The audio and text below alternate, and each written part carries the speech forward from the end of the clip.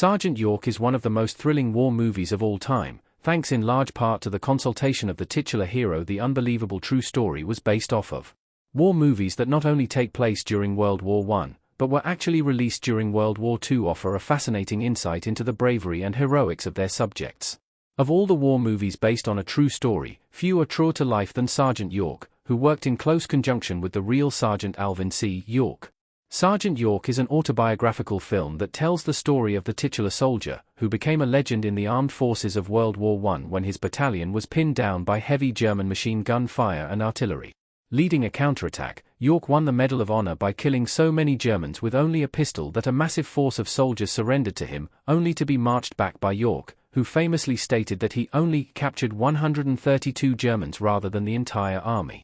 However, this isn't the only story that Sergeant York concerns itself with. Sergeant York spends the majority of its runtime in the United States detailing Alvin's early life in rural Appalachia, examining his status as a walking contradiction prone to drunkenness and bar fights, despite being a religious pacifist.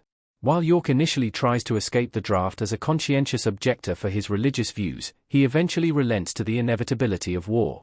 This arc reflects the changing American cultural values at the time, as the United States went from isolationist observers to active participants in World War II, the populace needing to be convinced of the war's necessity, just like York himself. Alvin C. York had 3 demands for a Sergeant York movie: staying true to his beliefs, even in the face of celebrity status.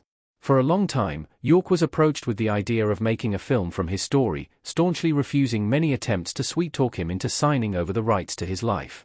He eventually relented on several key conditions. First, York insisted that his share of the profits go towards building an interdenominational Bible school back in his home state of Tennessee, staying true to his famed religious convictions even in the lucrative business of filmmaking. Secondly, York required that whoever played his wife, Gracie, wouldn't be a cigarette smoker, as York disapproved of the practice even in the 40s. York's final condition of the Sergeant York film is the most famous, but also the most historically contentious. Allegedly, York insisted that Hollywood star Gary Cooper, known for his westerns, would play his slightly fictionalized self.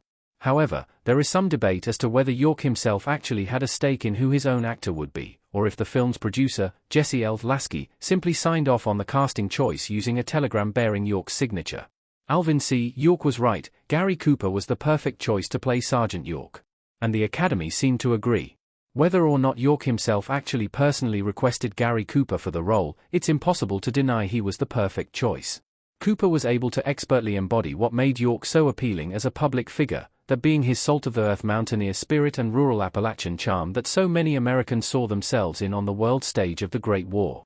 Gary Cooper even won the coveted Best Actor Academy Award for the 1942 season, taking home one of the film's 2 Oscar wins that year amid a litany of nominations. Sergeant York is perhaps one of the best World War I movies ever made, largely due to its cultural proximity to World War II. A stirring piece of propaganda that supposedly caused young viewers to walk straight out of the theater and into the enlistment office, the film was the highest-grossing picture of 1941 for its relentless patriotism and fascinating acceptance of the grim necessity of war. It's amazing just how much Sergeant York himself influenced his own movie.